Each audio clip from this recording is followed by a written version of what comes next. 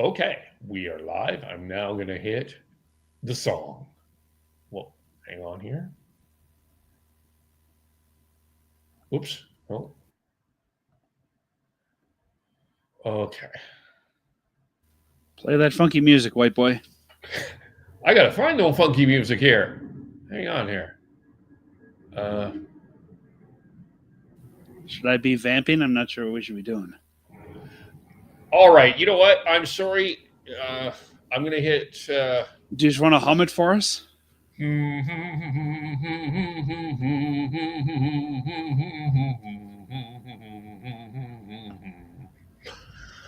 um, everybody needs to calm down. Everybody needs to calm down. Uh, Hello, everyone. We're having some slight technical issues here. But we're here. Welcome to the Shifts and Pucks podcast. You can follow us on uh, Twitter at Shifts and Pucks. You can also follow us on Blue Sky at Shifts and Pucks, as well as on Facebook.com Shifts and Pucks, YouTube.com Shifts and Pucks, Twitch.com Shifts and Pucks. Subscribe wherever you get your audio. This is a good way to get everything started, Dan. No wonder why I don't drive this bus in terms of the technical stuff, but how are you? I'm doing well, thanks. Yeah, technical can be hard sometimes, but you know what? I think everyone's not here for the song. They're here to listen to us talk about the Flames. Exactly. And there is actually, a lot to talk about in terms of the Calgary Flames. And they come out of, I was on your podcast last week. I think you and I said that they would go 2-1 this week with a win over the Rangers and the Islanders, and then because it was the afternoon, we ended up We ended up thinking that they would lose to Minnesota, and good grief, they tried.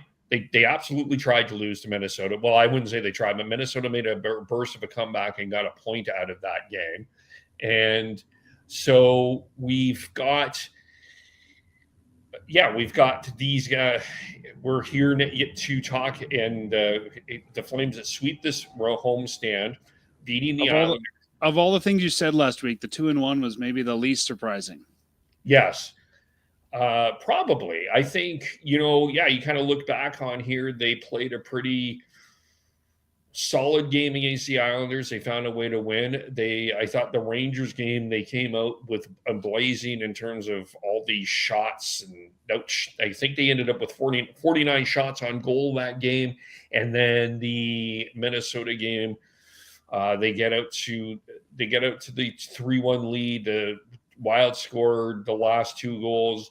The third one, a lot of people felt was offside. The Flames decided not to challenge it. I actually thought that it was wise not to challenge it. I thought it was a risky call. And then if you don't get it, the Wild are on the power play. So I actually think it was probably a smart move. Unless you're 99.9% certain what the call is going to be, it's probably best to say, okay, we'll just let this go and fight for the point. And as long as they have Costco in the shootout, they're fine. The goalies will keep them in it, and Costco will win it. Exactly. That's it. Costco saves the day. A lot of people feel that way about Costco. Yes. The thing about the amazing things about this, though, is after that win against Minnesota, the Flames found themselves, for the afternoon anyway, in first place in the Pacific Division until Vegas played, and now Vegas is in first place. So we've got the standings going like this in the Pacific Division. We got Vegas at 28 points, Dan. Calgary at 27 points. The LA Kings at 25 points. The Edmonton Oilers at 24 points, the Vancouver Canucks at 23 points, the Seattle Kraken at 21 points. So there is 7 points separating 6 teams in the Pacific Division. And by the way, Calgary also has the second best winning percentage in the Pacific Division. And they also, in terms of do you know who has the most wins in the Pacific Division at home? Calgary? Your Calgary Flames have 9 wins and 3 losses. Vegas is 8-2 at home. So that is where Calgary is at this point. They are leading.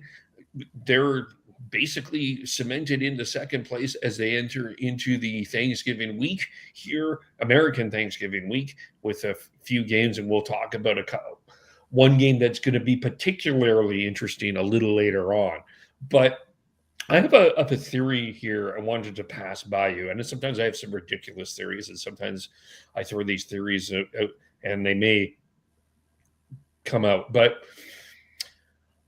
I look back at the first game of the season against the Vancouver Canucks. The Canucks came out blazing. They stormed out to a huge lead against the Flames. It was 4-1 after the first period. And then JT Miller hits Kevin Rooney.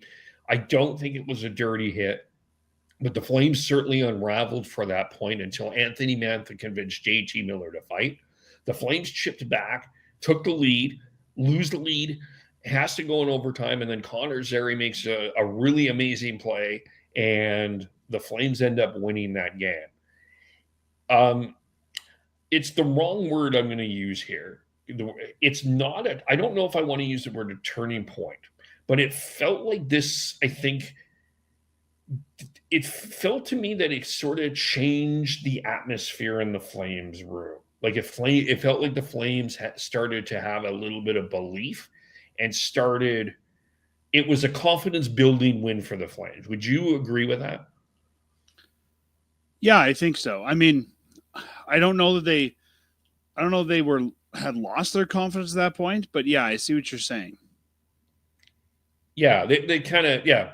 I think one of the things that I will give the Flames management credit for is from the beginning, from the Young Stars Classic, this team has been trying to play with and establish whatever identity that this team has, right?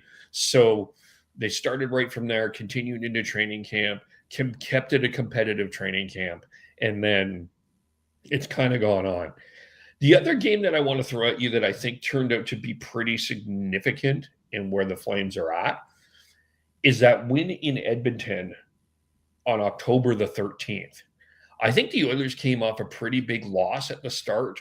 They kind of like, you sort of had this feeling that the Oilers should have been angry and started to dominate. And they actually did. They had 2 goals called offside in that game. And the Flames withstood that and ended up coming away with a 4-1 win. And most significantly, it was the introduction of Costco that night with Justin Kirkland getting his first goal. I also think that built a bit of confidence in Calgary, that they were able to hang with Edmonton.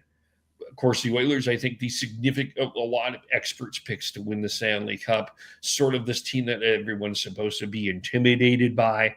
And Calgary wasn't. And Calgary, for the last couple of years, has actually played Edmonton really tough overall. And I think that they said, okay, we can hang with teams right now. Yeah, I think so. And, I mean, we heard going into the season, right? There was a lot of talk preseason about the veterans being traded. The veterans want to be here. And I think it was Nazem Kadri that shut a lot of that down early, right? Saying, yeah, we want to be here. We want to be competitive, that sort of thing. And I think that the Flames sort of being written off by a lot of media, they've come out since then and they've kind of said, yeah, we want to do this. And I think because, how do I say this? I think because they were seen as the underdog, there's been no pressure for them to try and win, right? There's been no pressure for, okay, we need to be doing this and we're not, and we're getting behind. I think whatever happens, happens. If you lose, well, you're where you expect to be. If you win, well, great, you're better than expected. And I think also that we're seeing what this team can do when certain elements were taken out of the dressing room. And I think a lot of the moves last year were not just for expiring contracts, but I think it changed the makeup behind the scenes more than we ever thought it would. Yeah, and I think the 2 names that we bring, look back on so Noah Hanifin. Okay, so the 4 veterans that ended up being traded were Elias Lindholm, Nikita Zadorov, Chris Tanev, Noah Hanifin. I guess you look at where Chris Tanev is, and Toronto's actually in first place right now in the Atlantic Division, and I think nobody would call Chris Tanev a dressing room problem. There's no human being that would say that. No, I don't even think that you would say that about Noah Hanifin. I don't think that people would say that. But you look where the Boston Bruins are, Dan, and I love Elias Lindholm, but it's, I don't want to be a conspiracy theorist, but the Flames do seem a more connected team without Elias Lindholm and Nikita Zadorov than the Bruins do with Elias Lindholm and Nikita Zadorov. I don't think I'm like you. That Bruins team just looks really flat for the most part, and this Flames team, while not necessarily looking incredibly engaged, pardon me, they certainly seem to play a stronger team game. They sure do. Yeah, and I think I don't want to, unless you really want to get into it, I don't want to kind of dunk on either one of those guys, but I think we know that Zadorov was outspoken. I think that probably rubbed some people the wrong way. I think that Lindholm was above his stature in a lot of ways. He looked good when he had two specific line mates. I don't think that he's the elite first line centerman that some people think that he is. I think he's a great number two that was looking good on a bad team. But yeah, I mean, I think the Flames just needed to sort of clear some of that dressing room debt, as I'll call it. Some of those guys that have been here, certain ways of doing things. And I think now with new guys and new leaders emerging too, I think it's changed the whole mentality of how things work behind the scenes. I mean, Backlund's the captain. We've heard that he's very outspoken. Lomberg, we've heard very outspoken, even though he's not wearing a letter. Like, I think it's let the Flames really find new leaders and reform the identity internally. Yeah, I think that's it. I think that's what has been missing for the Flames overall. And I think whatever happens for the rest of this year, I think that there's now an identity that we're starting to see. There needs to be some work when I say this, though, Dan. We're starting to see the identity of what the Calgary Flames are going to be like. They're going to be a very hard team to play. They're not going to give up on games. It's not necessarily a super skilled team, but they will be connected and they are going to put it. And I think for the fans,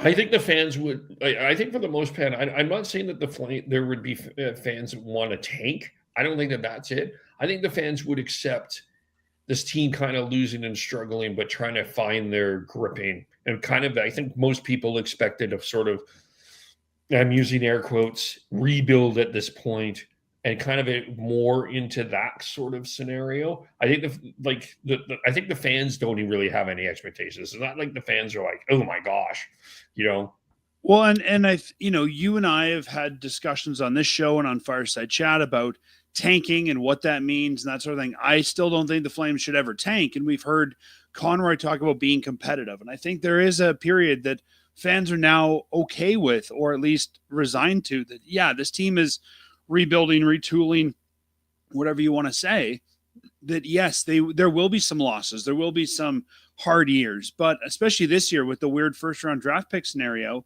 there's really no benefit to being terrible. So try your best to, get as close to the playoffs as you can and get some of that experience and that winning culture. And that's where I think we talk a lot about the identity of the team on the ice. I think we need to look at the identity of the team off the ice, what a lot of people call the culture. And I think that the Flames need to build a winning culture where you're expected to win every night. You're not expected to tank or to do poorly. Do the best we can. Yeah. For those that don't know, you just mentioned the weird first round pick. Can you reemphasize what the first round pick situation is for Calgary? I would have to look up all the scenarios because it is quite complicated, which I can do if you want. But Calgary has a limbo right now with Calgary's first round pick, Montreal's first round pick, and Florida's first round pick, and various trades that were traded there with the Monahan to Montreal, and then with what was it, the Kachuk trade and the number one pick. And there's a whole list of conditions on it of who's going to get what pick when, if what happens, if one pick is in a certain spot, then a different pick goes to Florida and different pick goes to Montreal, I think. And the whole thing is very convoluted. I can look it up if we want to go through it, but I don't think anybody really understands exactly what's going on yet. Yeah, okay, it's very confusing. And I also the Vegas pick is involved in that, not in this specific trade, but the Noah Hannafin, and of course the Vegas kind of deferred their pick, that first round pick, because they traded that for the Tomas Hurdle in the Tomas That's right. Hurdle trade. That might be in play as well. So it's kind of fascinating a little bit. Yeah. What the Flames are going to be doing at the draft table in June, way up in the air, way too early. But let's kind of look at where the Flames are at right now. As we mentioned, 12-6-3, 7 regulation wins, which, by the way, in terms of that stat, that is tied with Edmonton on that case, and Seattle for the lowest of the 6. Actually, they have the same amount of regulation wins as Anaheim right now. So they are tied with Edmonton, Seattle, Anaheim for 7 regulation wins, so I kind of wanted to look at the pros and cons of this being sustainable. I think that there's a lot of people that are like just assuming at some point during this year, excuse me, that the Flames will falter. And I think that we'll get to those arguments in a second, but I wanted to kind of toss a couple of things out there that I think could be sustainable and maybe keeps them in some sort of playoff race. And I think the first place that I would like to look at is the blue line. I think that the 6 to 8 players blue line, while it may not be the best in the National Hockey League, and I think Rasmus Andersson has had a phenomenal year. We're going to talk about Mackenzie Weegar here in a little bit. Kevin Ball has been a revelation. I remember we discussing this Markstrom trade back when it happened, and I feel like there's some revisionist history, Dan, but I have to admit that from our conversations, I remember us saying we're not sure what Kevin Ball is, and I think we have to wait and see. I think Kevin Ball has been outstanding for the Flames. I agree. Yeah. And I think, again, it partly comes down to what the Flames need him to be, right? I mean, the Flames, I think, have been able to ease him into the role they need him to be on. And he's been playing a second pair minutes a lot. And I think they're giving him that chance to develop. I think if he went to a different team where he's kind of thrown in there and expecting top production every night, he might not look as good. Yeah.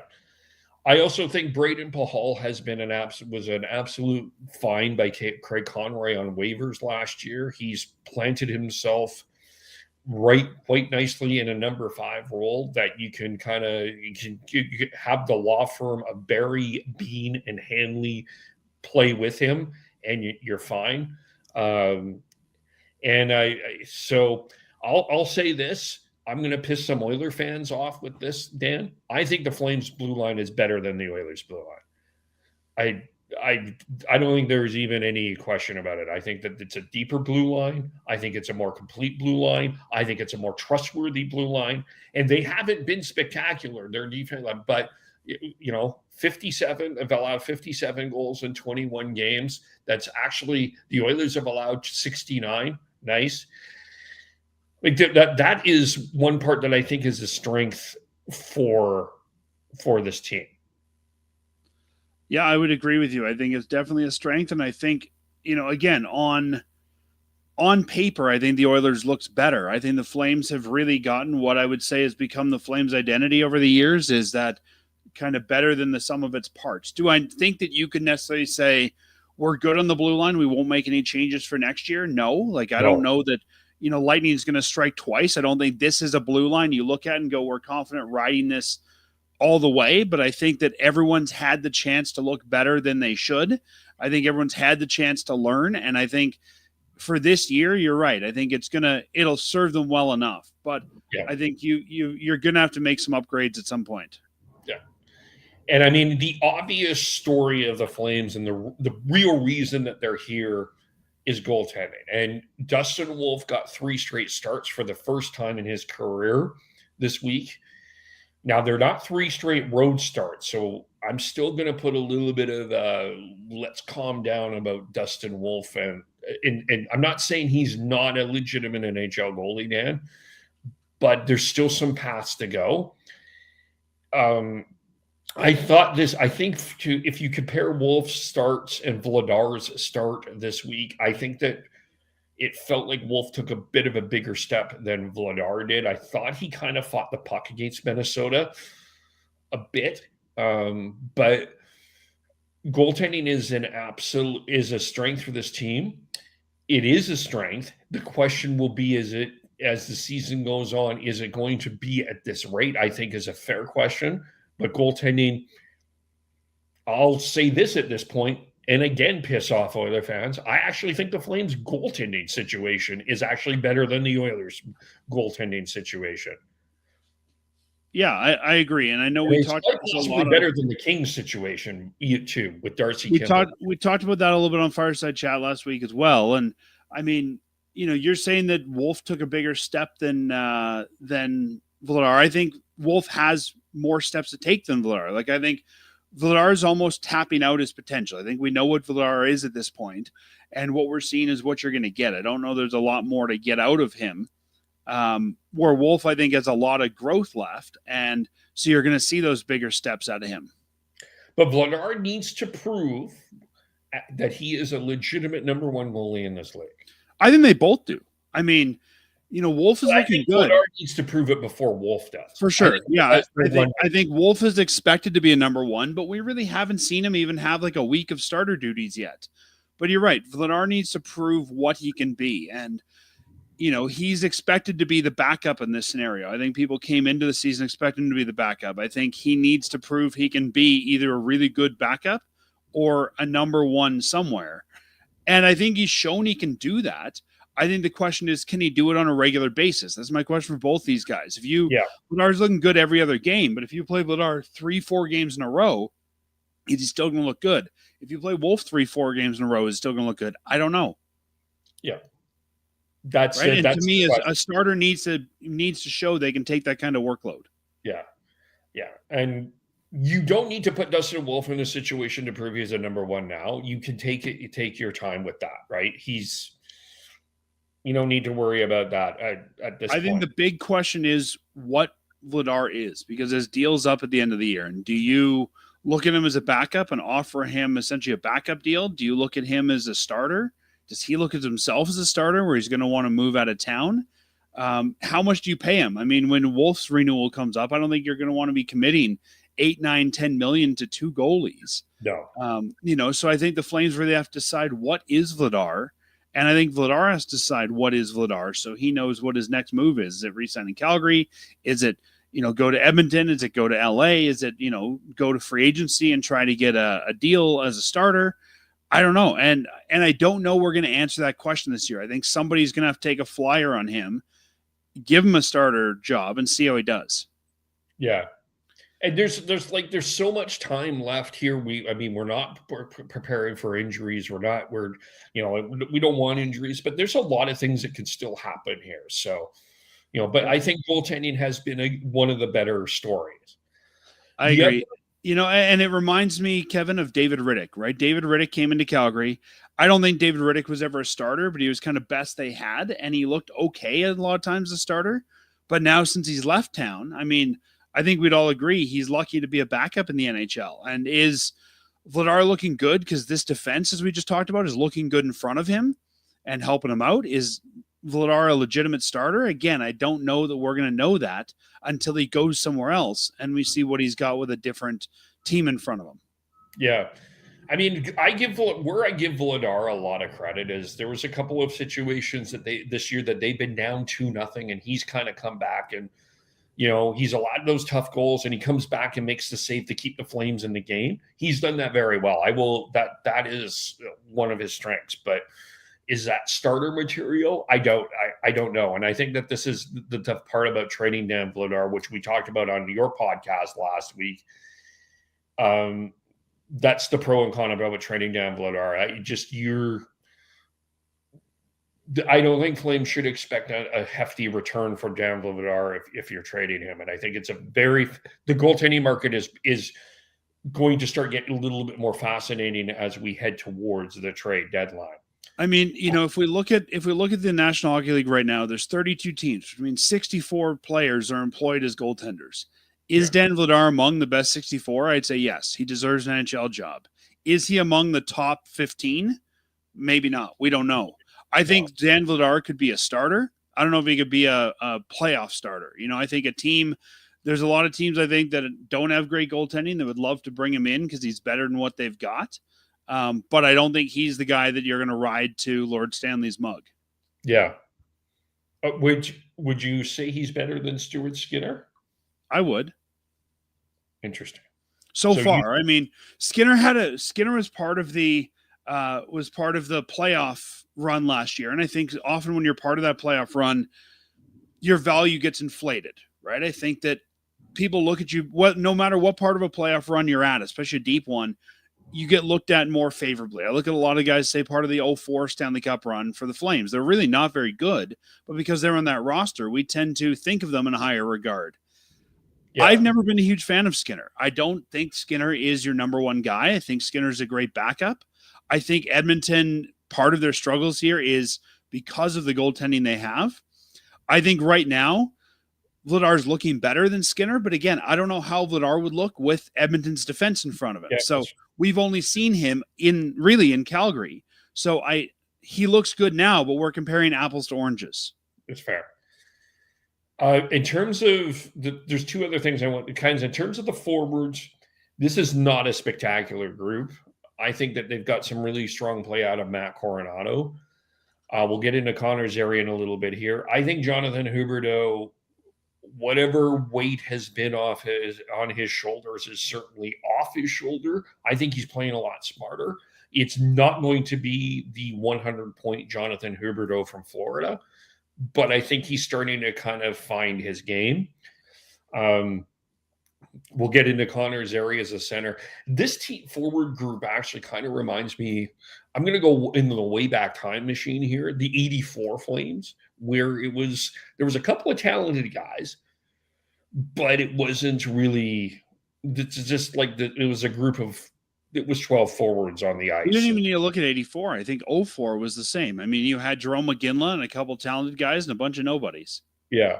I don't know if there's a Jerome McGinley in this group, though, or anyone that you could sit here and say is a superstar forward within this 12 group. I don't know. I mean, there's no superstar yet.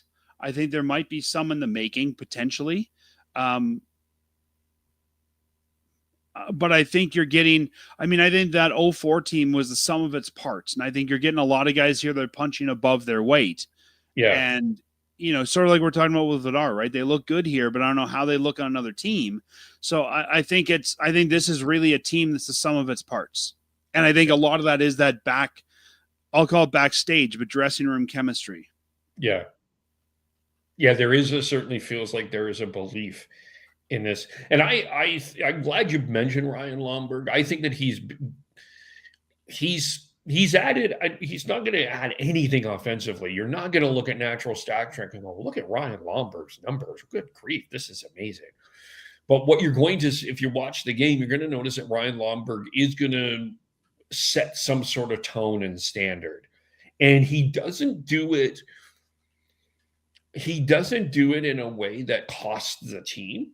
He does it in a way that helps the team, generally. I don't recall, has Ryan Lomberg taken a bad penalty? Not that I can think of.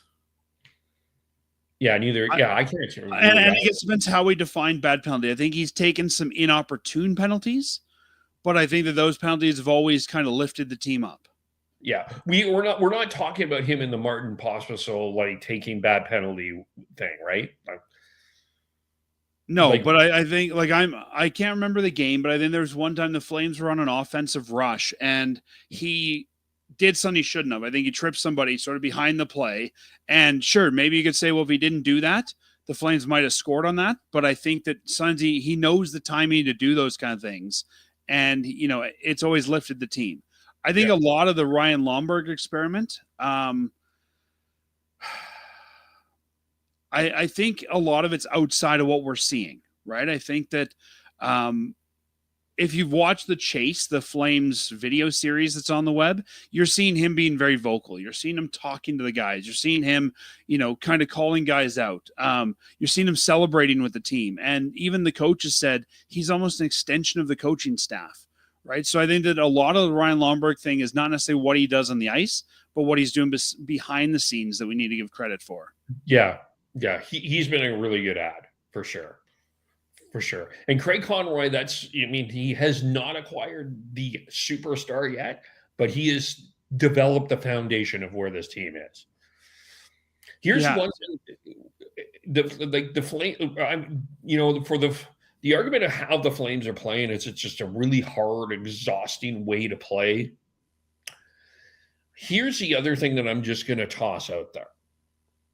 We'll get into the Four Nations conversation in a bit, but there will be at most, Dan, 3 players going to that tournament. And I think the 3 nominees are Rasmus Andersson, Mackenzie, Weegar, and Michael Backlund. I don't think any other player is going to be considered for any of the other teams. And I think that might be a pretty interesting advantage to give yourself a little bit of a break in February, because it's a 2-3 week break, right?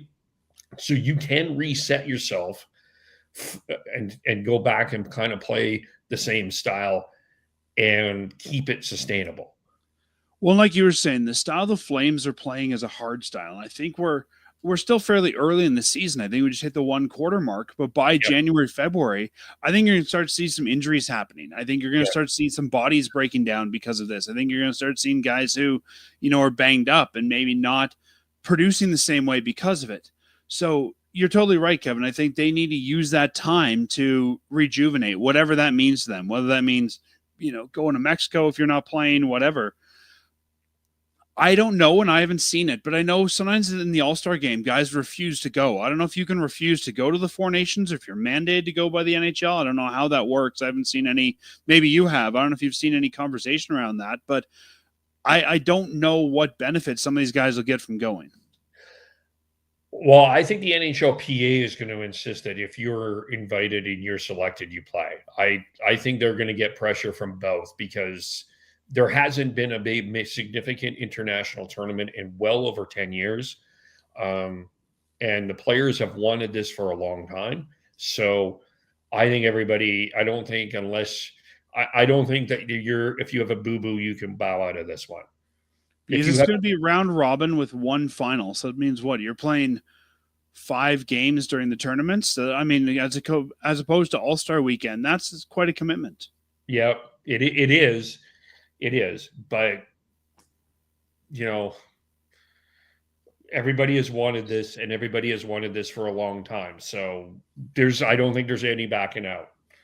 But I also think that because of that, everyone's going to be a little banged up, and I think you'll see a different style of hockey. I think it'll be an all-star game style of hockey that's played here, where, there's not a lot of hitting, there's not a lot of body work. It's really just more of a gentlemanly type game that's going to be played. More of a European style is maybe the better way to say it. I don't know if I agree with you. I think that there will be a little bit of intensity. You think so? Yeah, I do. I do. I think, look, the U.S. hasn't had an opportunity to really strike back since a few years. I think Finland and Sweden, want to establish themselves. This is probably one of Sidney Crosby's last international opportunities, and he's on this horrible team in Pittsburgh that he's finally going to get a chance to compete for something. I think that this might be a little bit more intense than you think. I mean, as much as the guys want some sort of international competition, I'm not sure this is what they wanted. This is a manufactured thing for the NHL. I'm not sure. To me, not having Russia, not having other countries is not really best on best. I mean, I still think that they need almost a world team. I understand why they don't want to put Russia in there, but you've got great players from Germany. You've got some great players from other nations. Like, I think if they really want this to be best on best, you almost need a rest of the world team. Remember they did the World Cup and they had Team North America and Team World a couple of years ago, that under 25? That didn't work though either, right? No, and I wouldn't do the North America thing, but I think like if we're really saying it's best on best and Ovechkin can't be there, is it really best on best? I mean, Draisaitl can't be there. Like, I think they need to find some way to, if they want to do this, to find a way to include those guys. I think eventually they will find a way to do it. I just think that they're trying to slowly develop this at this point. I mean, I think Nikita Kucherov, is not going to be there. Right. So, I agree with you that there's going to be a lot of talent not there, but I don't know. I think that there's going to be a lot of interest to it.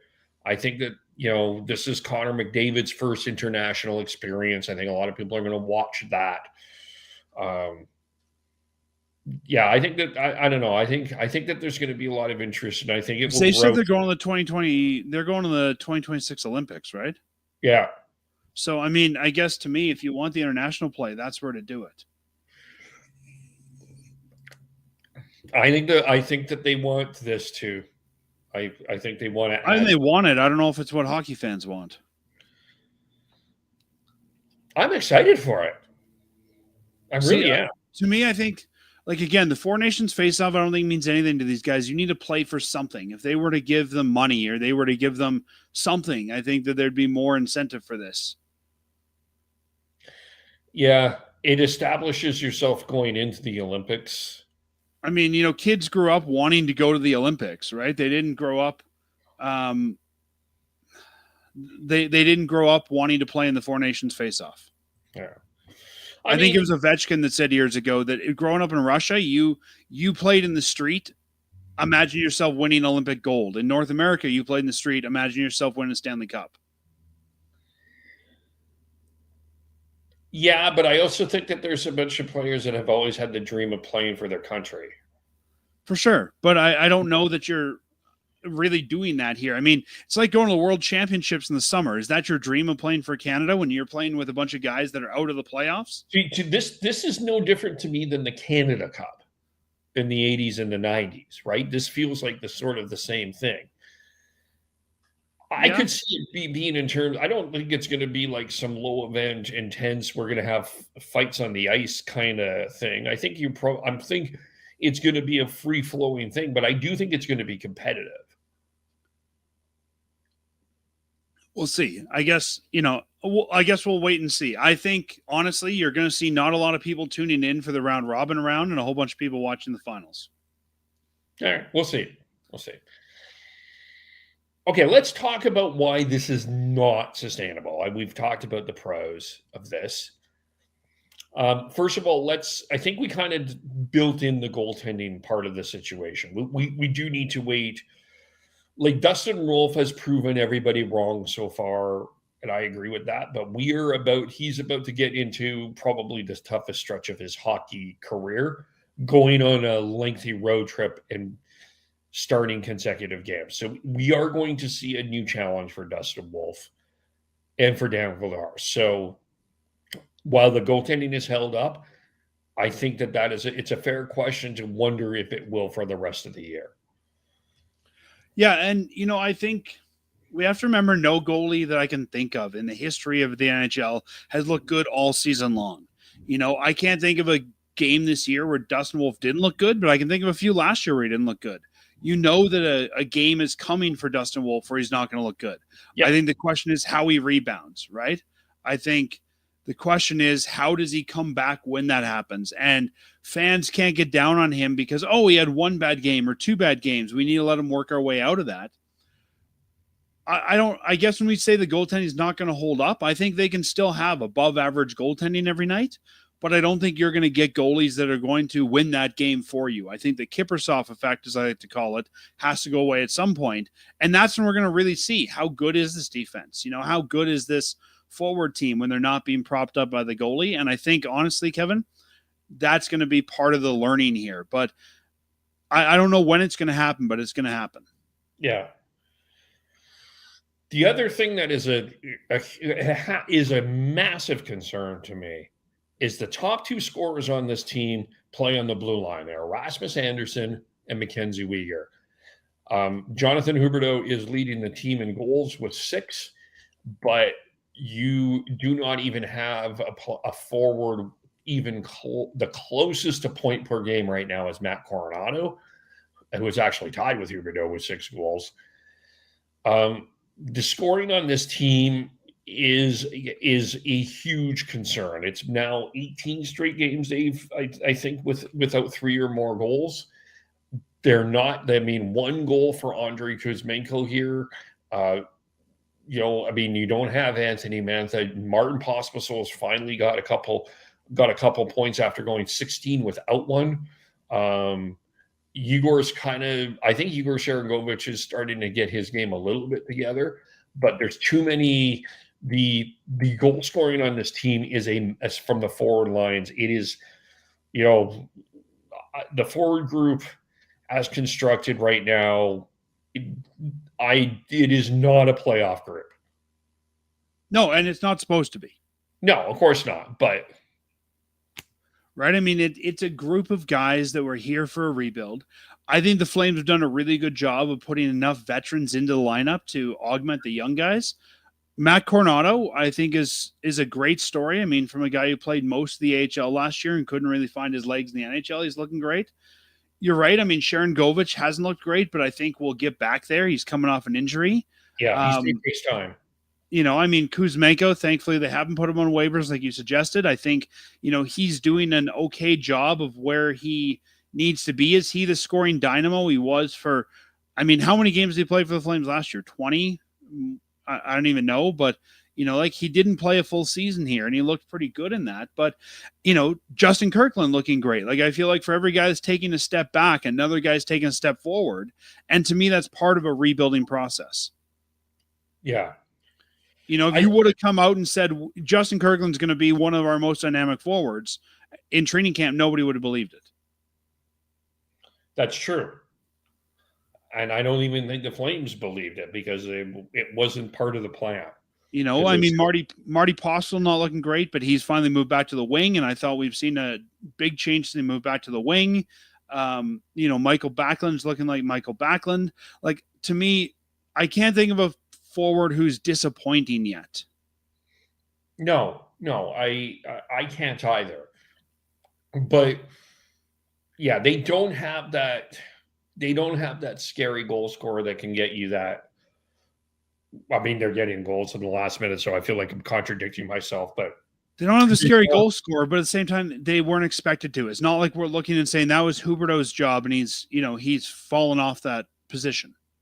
No, if anything, this is probably the best he's looked consistently with the Flames in 3 years.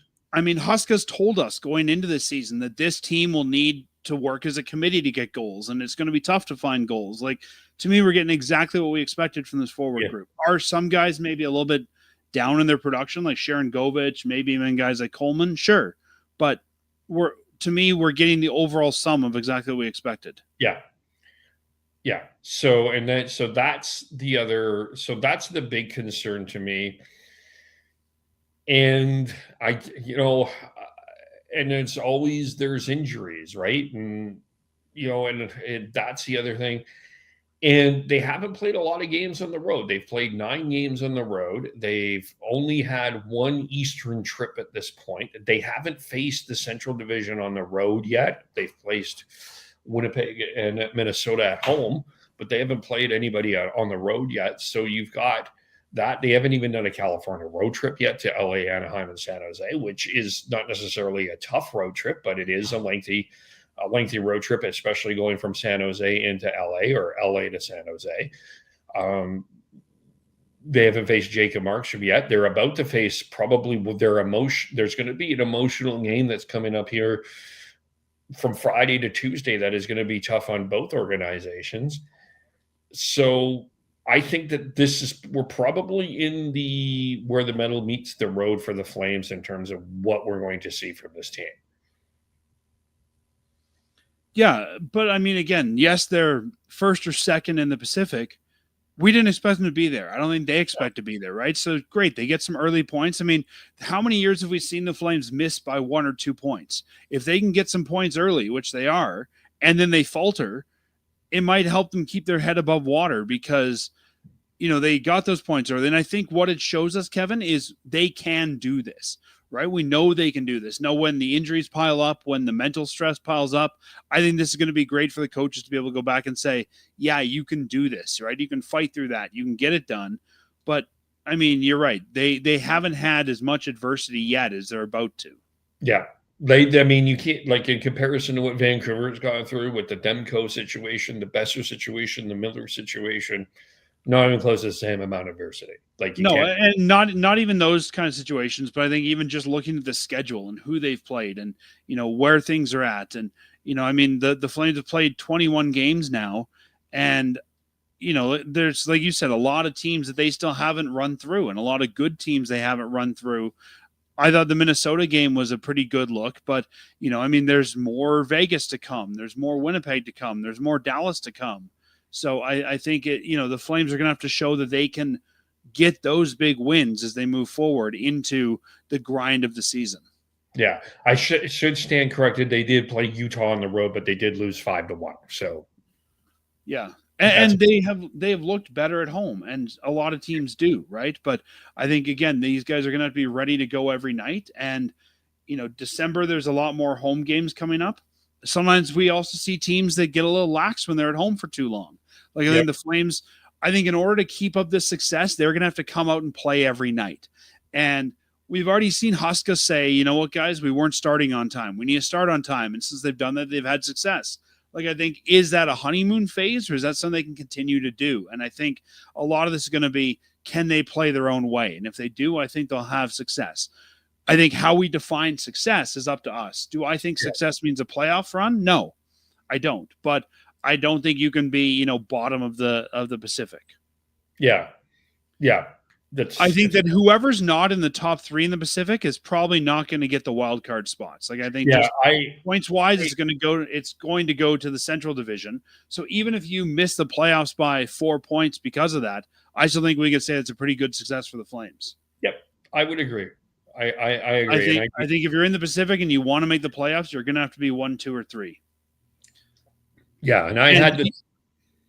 and you mentioned at the beginning of the show, like, the Pacific Division is so tight that, there's 7 points that separates most teams. Like, I 60. think that this is going to be a up 1, down 1, up 1, down 1 all season. And it's going to end up being kind of who strikes last and, who can get those points near the end of the season to get up there. So I think Calgary's success, if you will, is going to be also dependent on everybody else.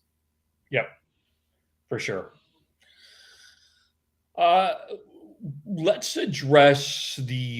just go through these 2 games. It is Calgary and Columbus on Friday afternoon in Columbus.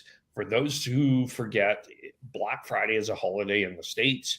That is why they do those afternoon games in the States.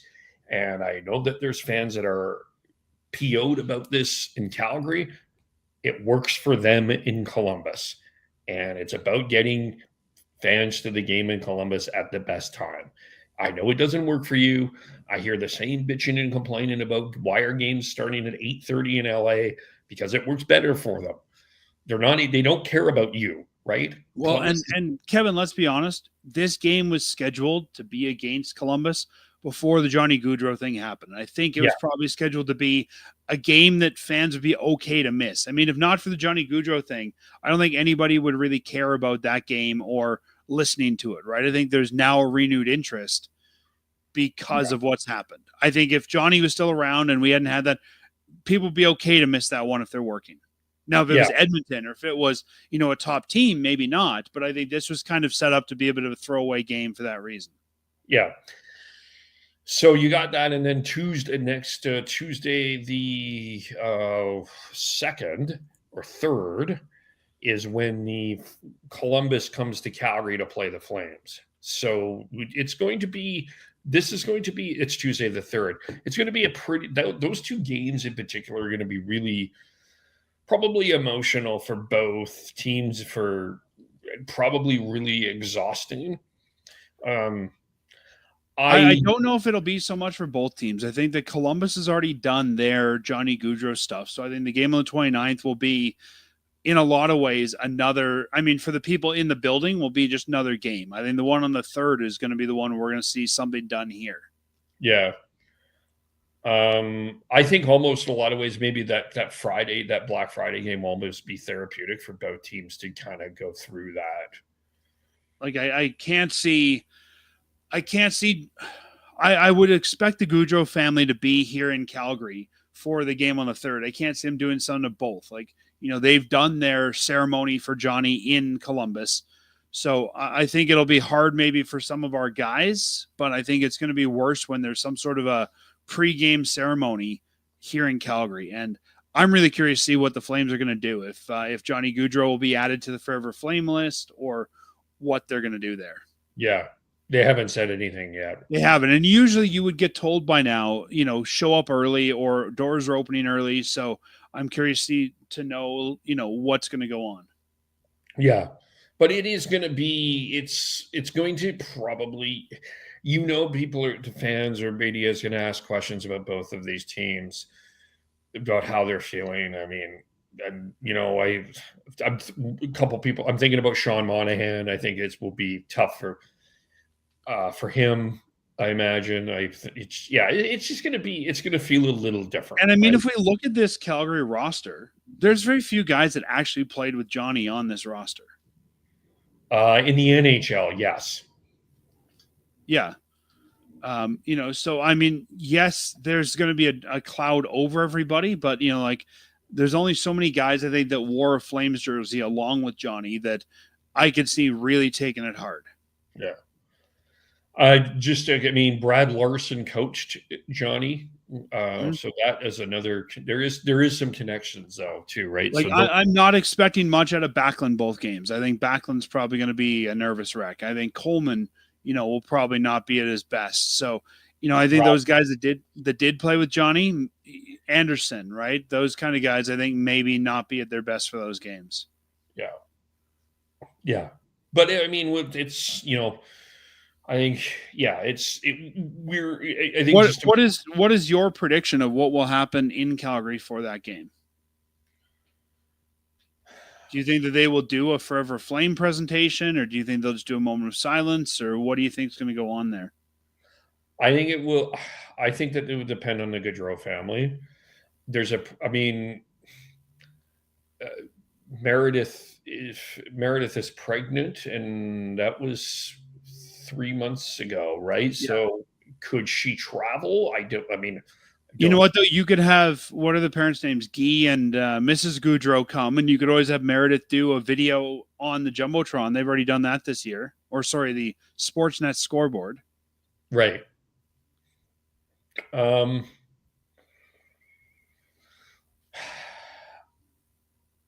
I think they have to do something. I'm just not sure what they're going to do. I don't think they do the number retirement. I think that they're going to save that. But remember, here in Calgary, we have 2 levels. We have Forever Flame and number retirement. I could see them do Forever a Flame. Yeah. It just seems like you're not doing enough if all Beasley does is ask us to have a moment of silence before we play. I think that's probable, but in terms of the one thing that I would imagine, the one thing I do, like, part of me thinks, I don't think it's fair for the family that we keep stringing ceremonies out for them to force them to keep coming to Calgary. Okay, well, we're going to do Forever a Flame, and then when we open the new event center / arena, we'll do something else for the family. I could see that if it was the same season, Kevin. Yeah. I think if we bring them in this year, right after Johnny passed, and show them those 17,000 fans who loved him, and then I mean that arena is not opening until I think like 2027 or 29 or something like that. Like 2-3 years from now. I don't want to say the wounds will be healed, but I think that they'll be in a very different place to come out and celebrate. Yeah. Yeah, I think. And I could even see if I'm Meredith. I mean, by that point, the kid will be, 2 or 3, the youngest, wanting to show them where daddy played. Yeah, yeah. I don't really have a prediction of what's going to happen, Dan, on Tuesday. I think that they do. I think it will. There'll be some sort of something, but I wonder if. I don't Yeah, think much is going to happen when they're in Columbus. I think it'll be when they're in Calgary that's going to be the big thing. yeah. Um, yeah, I also think the NHL. Well, I think the other thing too is there's. I think the NHL has a few things to deal with this as well because I will reiterate what I said at the time. I do think that it is fair, and I will recommend that the Lady Byng Trophy be changed to the Johnny Gaudreau Trophy. I think that is fair, and I also think that you have to have a conversation about when you're putting him in the Hall of Fame. Yeah, and that's not really an NHL decision. No, that's a Hockey Hall of Fame decision. Yeah. And, a lot of those kind of discussions used to come out around All-Star Weekend, right? I mean, we used to have the big media scrum with Bettman and a lot of that kind of thing. I wonder if we'll still get some of that with 2 weeks of hockey during the Four Nations face-off. Yeah. Yeah, it'd be interesting. Right? Because one of my favorite parts of All-Star Weekend was always listening to the Bettman media scrum. Yeah. Well, I'm sure you're going to get the Bettman media scrum. You'll still get it. Yeah, I don't know. It feels like that 2 weeks is going to be so busy now. I don't know if it's going to have the same impact. Yeah. Well, it's not in Columbus. It's in Montreal and Boston, right? So. Yeah, closer to headquarters. Yeah. If it was in Toronto, I could see them saying, okay, the Hall of Fame is here to make an announcement or something. But at the same time, I don't think there's any rush to put him in. And I think you might want to put him in after some of the initial emotion is worn off. And this might sound bad, but I think we almost want to go through the criminal proceedings and kind of wrap all this up before we put him into the Hall of Fame. Yeah, that's, I think, an important. I actually do think that there's an important element of that too, right? Just kind of finish the story and get the closure and move on from there. Yeah. Yep. Yeah, we'll get into that closer next week. We'll kind of delve into even more on that. But also I believe that day too is the Finland and Sweden are revealing their Four Nations teams as well. So it's going to be that'll be an interesting hockey day on Tuesday. Let's go. Do we know when Canada and the US are revealing theirs? The 4th. Okay. Yeah. Let us just wanted to, before we go on here, as we go on here, touched a little bit on goaltending. I want to talk about a couple of other players, 3 other players here. What have you thought of Connor Zary at center? I think he's the best option they have for a centerman right now. I don't think he's been bad. I think if they need him to be a center and they keep him there for the rest of the year, he can learn that position. Yeah. He's been rocky so far. You can tell he's kind of out of his element, but he's done this before. He's played center. He knows how that position is played. So I think that, I think he can do okay, but you've got to commit to the experiment. Yep. I think there's some potential there. I think he's very skilled, no question about it. He's not a particularly prolific passer. He's more of a puck handler, I think he has some of the two-way skill that they want out of a centerman right now. Yeah. He kind of reminds me a little bit of Bo Horvat. Interesting. A little bit. But a little bit more puck skill than Bo Horvat, but a bit more of that kind of in that realm for me.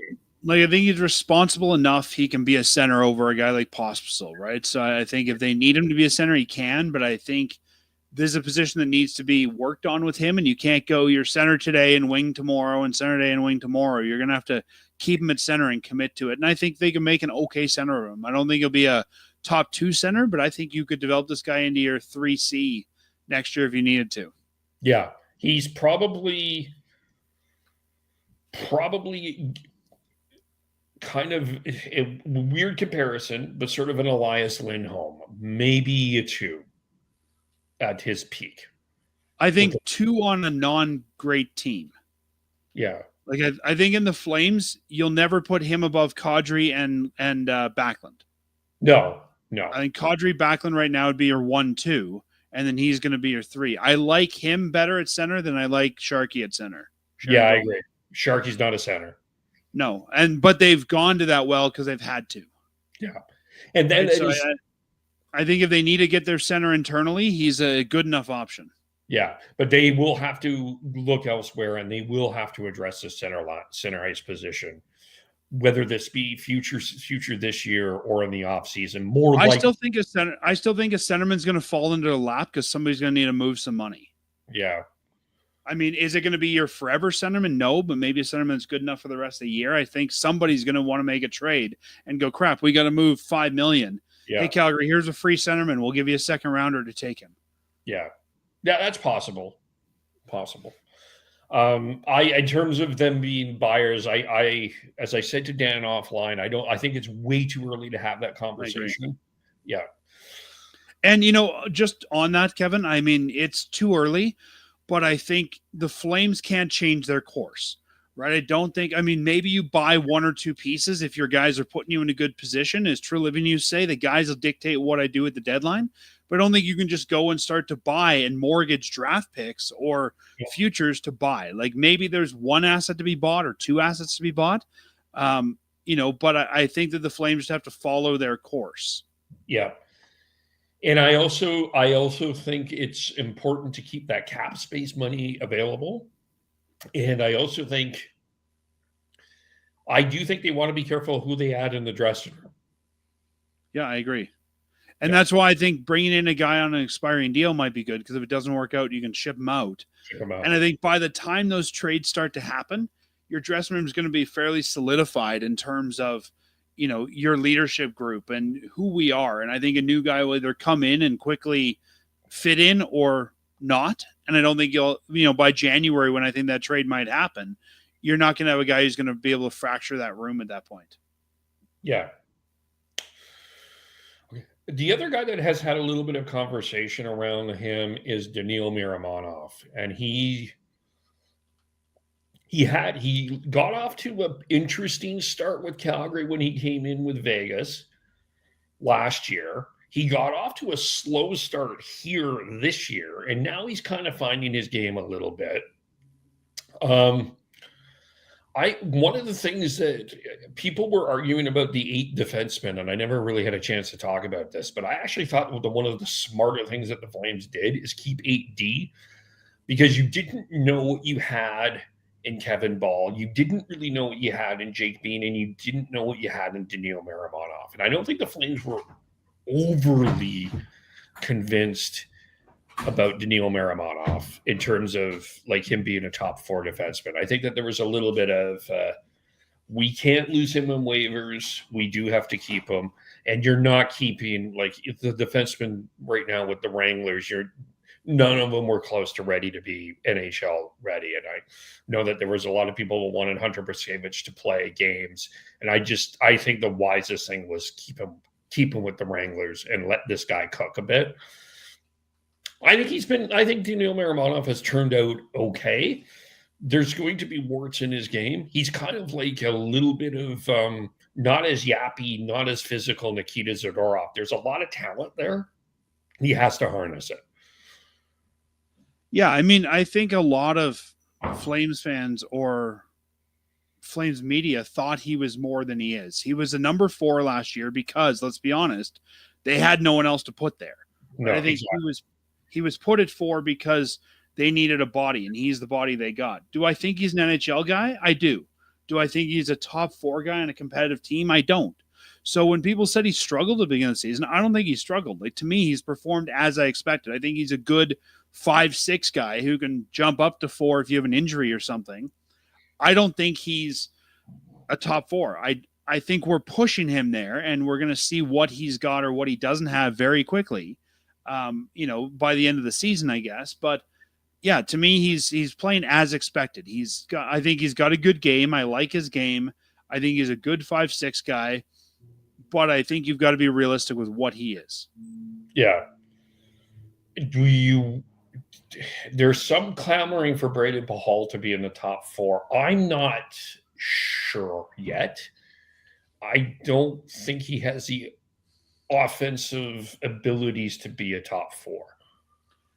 Sometimes we see guys that are good in their role, but don't do well when they're moved up. And I think that's Pahal right now. Like, if you'd look at the top 4, I don't know that I'd put maybe for a game, try Pahal with Weegar, but I think Pahal is a good 5'6".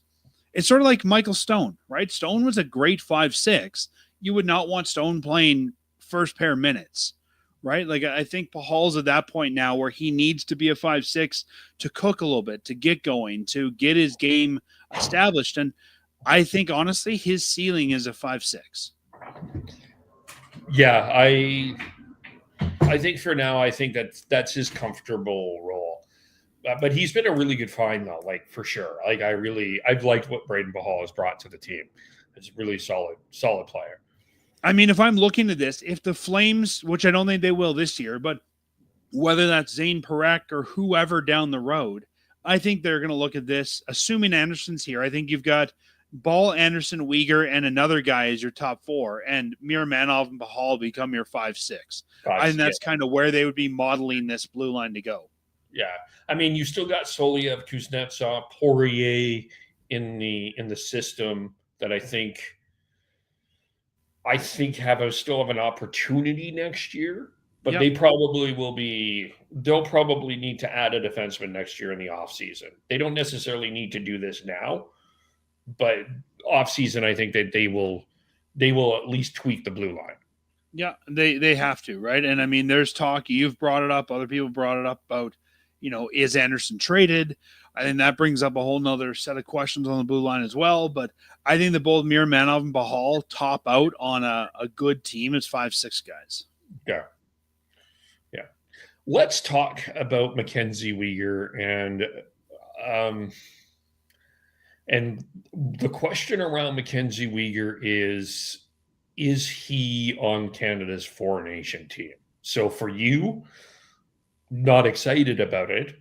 Me more excited about it. I want to hear from you. Is Mackenzie Weegar? Do you think Mackenzie Weegar gets on the blue line for Canada? I think he gets named to the team. Yeah. I don't know how big these rosters are. Like, I don't know if everyone's on it plays. I think he'll be named. I don't know how much he'll actually get of ice time. I think you can have 8D. I think in terms of extras. Yeah. So I think you have your 6 and then your 2 extras. I think you might bring Weegar in to be sort of your leader, your sort of guy wearing an A potentially, or that veteran D man, but I don't think he's anywhere in your top 4 on Canada. But if you can bring 8, yeah, I think he definitely makes the team. I don't know how much he plays. Kind of my thought process has been sort of my 4 has been assuming has been Makar and Taves, Pietrangelo and Theodore. And I think you're kind of, and then there's Josh Morrissey in there. So I think those 5 are the locks. And I think 6 to 8 is where the questions are. And they discussed it on the Canuck podcast too. Is Evan Bouchard one of them for you? I could see Bouchard getting named there if there's an injury, like as an injury replacement, but I don't think he'd be one of my initial 8. He's not on mine. I think I think Evan Bouchard is astoundingly overrated, Dan. I think that this is stunningly overrated. I do not think he's the defenseman. I mean, we were talking about that earlier with Skinner, right? I think there's a lot of guys that have been overrated because of where that team was and, who they want that player to be on what's seen as a good team. I think I can see Bouchard wearing a Canada jersey, but I see him getting there the hard way because someone else didn't go or couldn't make it or got injured. Yeah, the question will be, I think the guy for me that is The question is if Drew Doughty is healthy, I'm assuming he's on the team. Like, I think that for me is a no-brainer, but a lot of people, I don't. That's going to be the question. But I mean, I would rather have Mackenzie Weegar on the team than Evan Bouchard. Honestly, I think that I would. I don't think there's any question about that. So, but I think good on Mackenzie Weegar. He kind of put himself in that conversation. At least I do think I could see him being. I could see him being a 7-8. I agree with you. He's not a top 4, but a top 5, 6, 7, 5 to 8. I can see Mackenzie Weegar being in there with this team.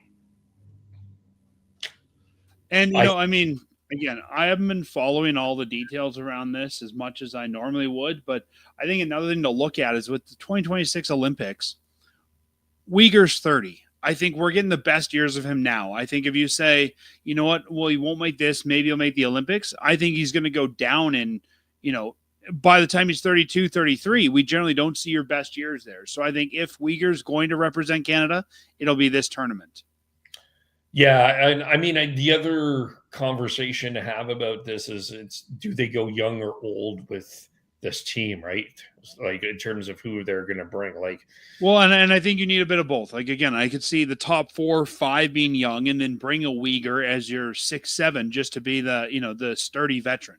Yeah, well, even on the forward ring, right? I mean, I think there's going to be a lot of people. I don't think Dan. I don't think Connor Bedard makes the team.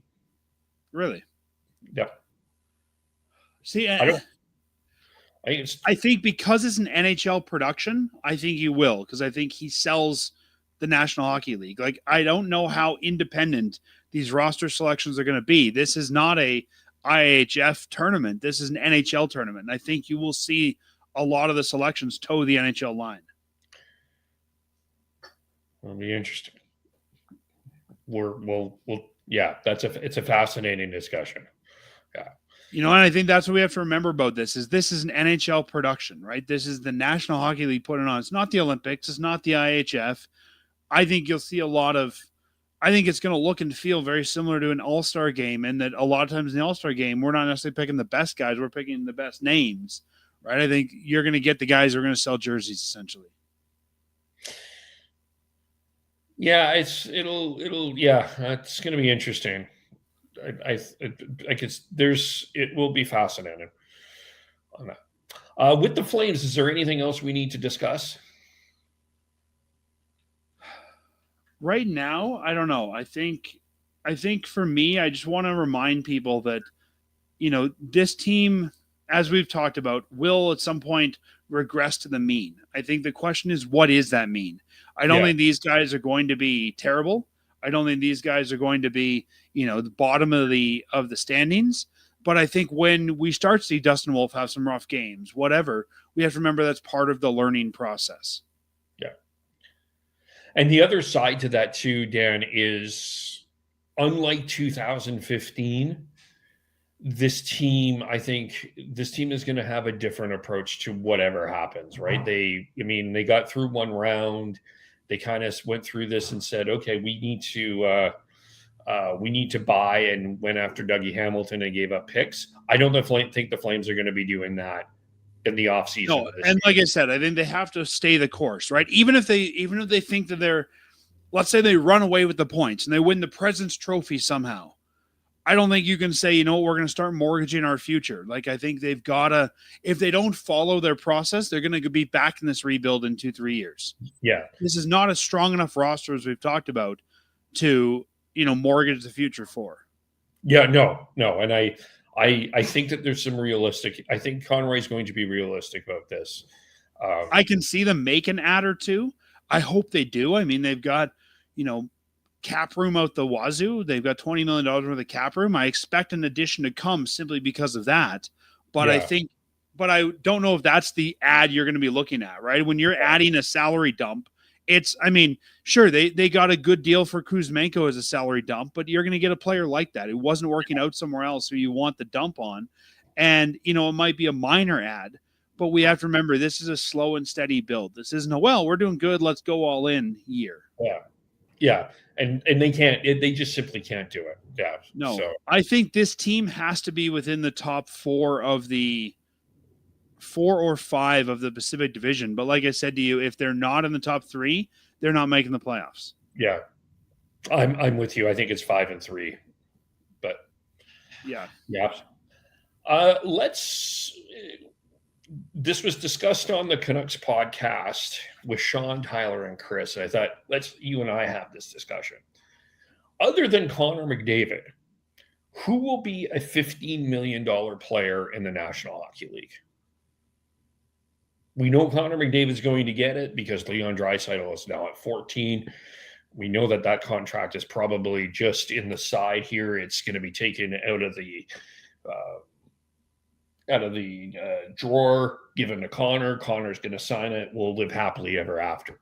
But anyone else other than Connor McDavid that you can see making $15 million with the cap expected to go up fairly significantly, if not this year, then next year. Well, I was about to say the cap changing makes 15 a different metric than it was. I could see Celebrini getting that. I could also see Michkov. And that goes back to Four Nations Faceoff, right? Michkov doesn't get to be in it, but I think those are kind of the two upcoming names I could see getting there with guys that we have now in the league. But yeah, I don't think Bedard gets there. I don't think that there's anyone else. Maybe who is it Matthews that's unsigned in Toronto? Marner. If that becomes a bidding war, like if he goes to the open market, I could see him getting 15. I don't see it as a renewal, but if he goes to UFA, I could see it getting there.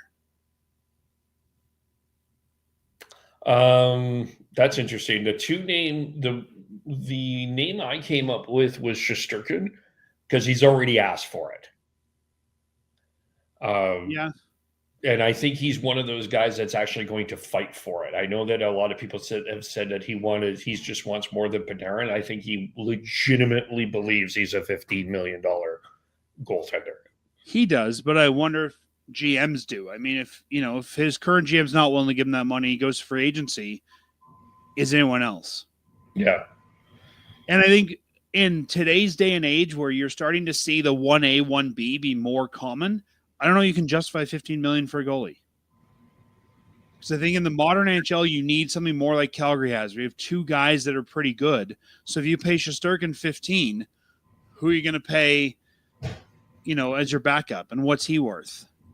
Or your one? I think that's a legitimate.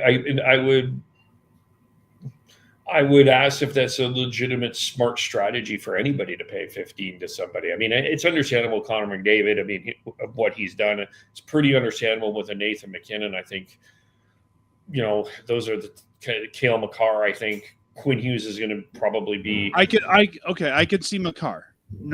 I could see Makar down the road getting that. Yeah. But by the time Makar does, I think 15 million means a lot less than it does today. Yeah. I think the other name Sean brought up, and I do think it's an interesting one, is Kirill Kaprizov. I think Minnesota is in a Calgary situation where not necessarily in a Calgary situation, but they're in a situation where Kaprizov keeps them quite relevant. So they probably have to throw the buckets at him. Yeah. I'm just looking at a few contracts here. Hold on. I think the way to ask this question, Kevin, is who would take up 17% of your salary cap? Because 15 million is 17%. So as that number goes up, I think instead of looking at 15, I think you look at the same cap utilization percentage. Because it's 88 million now, right, is the cap? Yeah, and it's expected to go to 92 to 96. And what's the rule? You're only allowed to pay a guy up to 20 million or 20% of your cap? As of this point, but the CBA is up next year. Yeah. So I think the way to look at it is, who would get to that 17%? So as the number goes up, so does that number you can pay, right? But yeah, I don't know. I think that McDavid, to make that kind of money, I mean, McDavid's on every NHL poster. He's doing a lot of stuff for the league. I don't know you're going to have another face that'll get that until McDavid's gone. And I would also argue to you, too, that there's probably a lot of guys who are making close to that or could without it being on their NHL contract. I mean, with all the endorsements, with all the betting ads some of these guys are doing, I bet there's some guys that could easily clear that, but not from their National Hockey League team.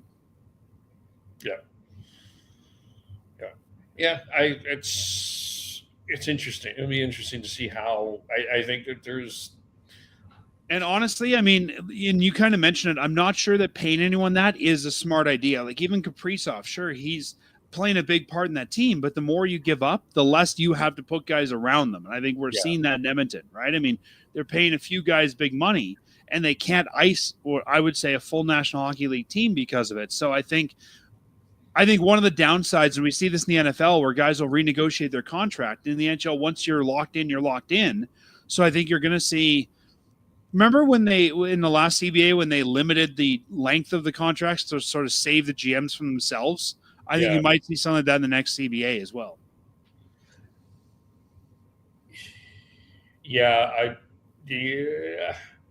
I'm not a fan of I got to be honest, I'm not a fan of an 8-year contract. I would think 5-6 is smarter. I'm not a fan of dropping the load of buckets of money to younger players. I don't think that that's been a proven success yet. One thing I could see the NHL looking at is a franchise tag like the NFL has, where maybe one guy doesn't count against your cap. I do think the franchise tag would be an interesting strategy. But with the NFL, the franchise tag kind of depends on position, right? So, yeah, I think if you almost had one franchise player who maybe you can't change it every year, but every 2 years or every percentage of their contract. So if you're Edmonton, you want to take a big gamble at McDavid, you can do it outside of your cap. But I think there need to be some rules put in place around that. Yeah. And I think one of the big challenges then becomes like, what if you want to move that guy, right? Does the cap move? Does the tag move with him? I mean, one of my confusions in the NHL with contracts has always been, if I have a no trade clause and I waive it, why is it then put back on when I get to the new team? Once you've waived something, to me that means it's gone, right? If I waive my rights to something, I don't get them back once that's over. I've waived that right. So, it's like if you waive your no trade, I think your no trade clause should be gone at that point. Or call it a control. Like, I wish they could get it. I sort of see where the players are coming from, why they want the no trade clause, because you want to kind of sit. I think no trades are a good idea. I'm not saying get rid of them, but I think once you've waived the clause is then null and void for the rest of the contract. I would actually like to get rid of him. I would prefer some sort of something around that because trades are really hard to make in the National Hockey League right now. Like it is. And again, maybe it's a certain class of contract, or maybe there's, you're only allowed so many no trades per team. But I think if a guy wants to give up that control and be with you, you have to reward that. Yeah, for sure. I kind of see why they do. I mean, maybe it's a CTC, a controlled trade clause, but like I sort of get it. I mean, you want to sort of set where your family is and want to be in positions where you're happy. I totally get why the players want it. I understand it. The other thing I'd like to see, I mean, if we're talking about, sorry to interrupt. What about the idea? Maybe I don't really like this, but I'll just toss this as a suggestion. You can limit a limit of, it can't be more than 5 teams. I think that there could be different slots. So maybe your team gets, say, 2 guys who have a 5 team. You get 3 guys that have a 10 team and 1 guy has a 15 team. And, you can only give so many of those out. Yeah. Or something like that. I've even heard an idea, and it would be hard to implement, but maybe there's sort of a cap implication for every one you give out. So you get a $1 million cap penalty for every no trade. I don't know. But one thing I would like to see is actually what the MLB does and have player option, team option. The NHL used to do that, where you could get a guy where you say, so like you said, with a 5-year, hey, we'll do a 5-year. If it's still working, you can opt for another year. Yeah. Or we can opt for another year. Yeah. This is a good example of where this is becoming a bit of a problem is we're, it turned out okay for right now for Toronto, but I, I do think that there was a part of Tree that wanted to trade Mitch Marner in the offseason and he can't. And now he's in a situation, and this is going to be a very awkward situation where you're probably almost forced to sign Marner when you don't want to, because you're not going to get enough for him. But that's kind of what I was saying. I think in the next CBA, they might protect them from themselves for that reason. That I think GMs are backing themselves into corner, signing guys now, and then the next GM has to deal with it, and there's no way out of it. Yeah. It's a complicated conversation because, the players are no different than you and I. We want to work with some place where we're happy, right? And you want to live in places that you're happy. Like you look back at the Calgary situation. Nobody would blame Matthew Tkachuk for wanting to go to Florida. We all want to live in Florida. It's a great place. Would be a great place to live, like in terms of weather. But at the same time, it's providing a competitive disadvantages for smaller market teams and Winnipeg has handled this absolutely brilliantly. And Buffalo has not quite figured it out yet. Like Winnipeg is probably on a lot of people's no trade list because of A, the weather, B, the proximity of Winnipeg, but they seem to have the players that they have there want to be there, right? So it's about, I guess, creating that culture. It's a fascinating situation. Well, and that goes back to what we were talking about earlier with Calgary, right? And sort of needing to take the time to build these guys internally and build that culture internally. And I've been to rookie camps and dev camps. They do a really good job of selling the city to the young guys, right? Show them what's out there, both as young single men and also as people starting a family or, moving the wife or girlfriend here. And I think you need to build that internally. Whereas a young player, you go, yeah, I haven't gone to all 32 markets, but hey, Calgary treats me really well. I'll go there. I'll commit my future there. Yeah. Whether you're Zane Parekh or, Matvei Gridin or whoever, like you need to want those young guys to want to be here. Yeah. Yeah. That's the challenge for the Canadian markets. Right now is making it. Look, Vancouver, Edmonton, Calgary, all were able, even Ottawa and Montreal, all the Canadian teams actually did not sign on UFAs. Like everybody, there was like the Flames signed 4 or 5, right? Mm-hmm. So it is I do think that it's a desirable market. I think that the problem, from my standpoint, I don't know if it's smart to. I agree with you. I don't know if it's smart to spend 20% on a cap on one player, even if it is a superstar. It's a team game. You still need to develop. You win cups, but with depth. That's what Florida ended up. That's probably why Florida didn't win 2 years ago, and why Florida won last year. Is they had the depth to do it, right? Mm-hmm. So, but at the same time, you need to allow GMs to make a mistake. Right? If you want to try it, great. Try it and see. Yeah. Right. And again, maybe when we get close to the CBA, we talk about this. I could see allowing those big deals, but not long term. Like I could see saying, okay, if you're going to put 20% of your cap into one guy, fine. You can't do it for more than 2 years. So when this backfires on you, you can get out of it. Yeah. I think something like what happened with, and maybe that's the way to do it. Say, okay, you want to get paid? Fine, we'll get you paid. You'll get $16 million in 2 years. Most people aren't going to get $16 million in their whole lifetime. Then you got to, keep up your play to get it again. Yeah, like they're handcuffing themselves. You look at bring up Elias Lindholm again. I think that people, I don't know. I think if it was a 4-year, $8 million contract in Calgary, I think most people would have said, okay, we can live with that. It's 4 years, right? But I think it was 8 by 8 that I think threw a lot of people off. Yeah. And, again, maybe we need to look at a system where only so many years are guaranteed. Like, okay, McDavid, you want 8 years at 15 million? Sure, we'll do it. But, first 3 are guaranteed. The strategy also, you bring up, like, you look at the situation with the Oilers and Darnell Nurse and saddled with an 8-year contract with that contract, right? So I kind of understand why you wanted to do that at the time, but at the time it also, like, you can't buy this guy out. You're kind of saddled with him in a 4 or 5, 6 role. Yeah.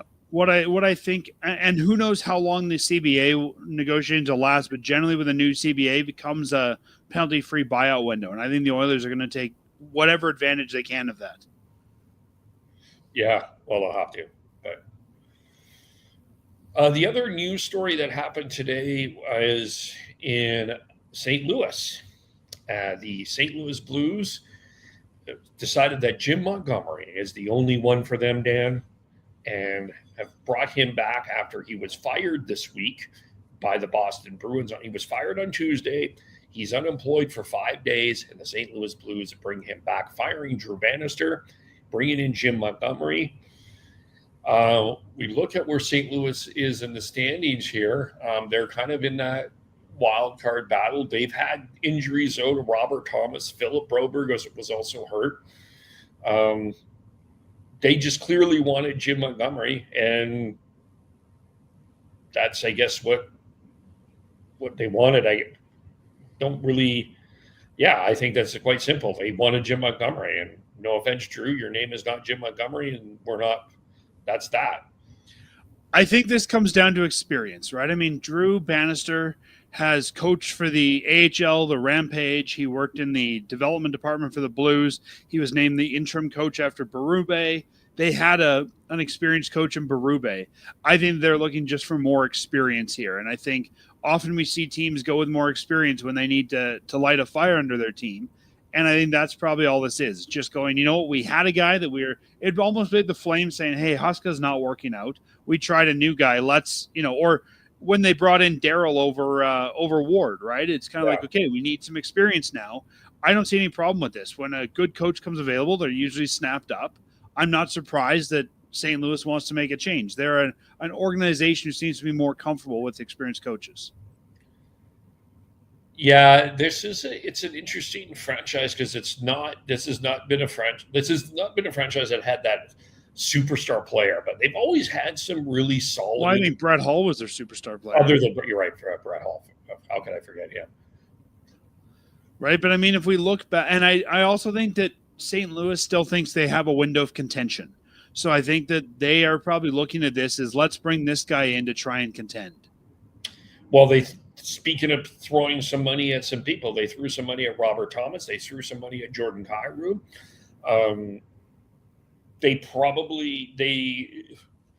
They offer sheeted Philip Broberg and Dylan Holloway.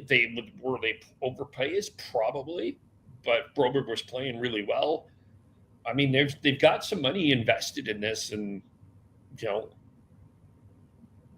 they kind of have to feel that they're competitive, and they're tied with Anaheim and the Utahns for and out of the playoffs. So I do kind of understand why they're doing this. And yeah, I do too. And I mean, again, if we look at their coaches since, say, 2011, Hitchcock, Mike Yeo, Craig Berube, Drew Bannister, and now Jim Montgomery, they just seem like an organization who's more comfortable with a veteran coach. Yeah. And that's okay. That's the Doug Armstrong way. And I think that, the teams like the Flames are going with a young coach because they have a young team. Generally, when you have a veteran team, you go with a veteran coach. And I'm not surprised. Like, I didn't think that Montgomery would be unemployed for very long. I just wasn't sure who would take the bait. Well, I mean, and that's the other interesting situation I think you're looking at here is you wonder what Nashville's going to do with Andrew Burnett. You wonder what Montreal is going to do with Martin St. Louis. I think there's some rumblings that he's in a bit of trouble. You wonder in Pittsburgh about Mike Sullivan. There's a few places where there is some interesting questions about coaching I mean, Torts in Philadelphia has been brought up as a question mark as well. And then you've got Derek Lalonde in Detroit. So there's a few places that I think you are going to look for a coach. And I think St. Louis was smart. If this was the guy that they believed in, snag him up and let everybody else fight for the scraps. Yeah, and when I look around, I mean, there's not a ton of, I would say, experienced head coaches, who are out there. I mean, you've got what? Claude Julien, I think, is out there. Gerard Gallant is still out there. Talkett. Talkett's in Vancouver. He's. Oh, is he? Oh, that's right. Yeah. Okay. So, I mean, there's not a ton of guys out there. So I think if a lot of these other guys, I don't know if Quenneville's going to be an attractive option for anyone. I don't know if McClellan will be a good option for anyone. I don't think the Woodcroft. I could actually see if one of those other guys gets fired, Woodcroft might get the job because he's the next most experienced guy. Well, no, you still got Gallant out there. You still got McClellan. I don't think you bring in Gallant or McClellan if you're a rebuilding team, though. I think you bring them in if you're like St. Louis and you think that your team's just underperforming. Yeah, I mean, I could see if Pittsburgh is going to make a change from Sullivan, you have to go with a Gallant or McClellan. I agree. Yeah, or a Montreal, you could go with a Jay Woodcroft type, and then hope for the best. But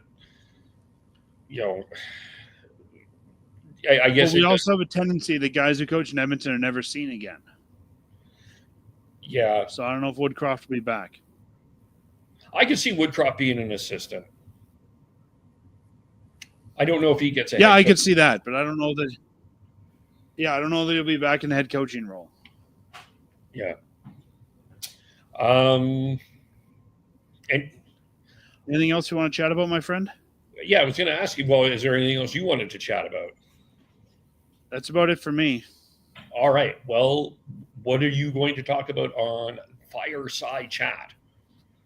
We're recording Fireside Chat tonight. As you're listening to that, that's Sunday night. We'll be talking about a lot of the same things here.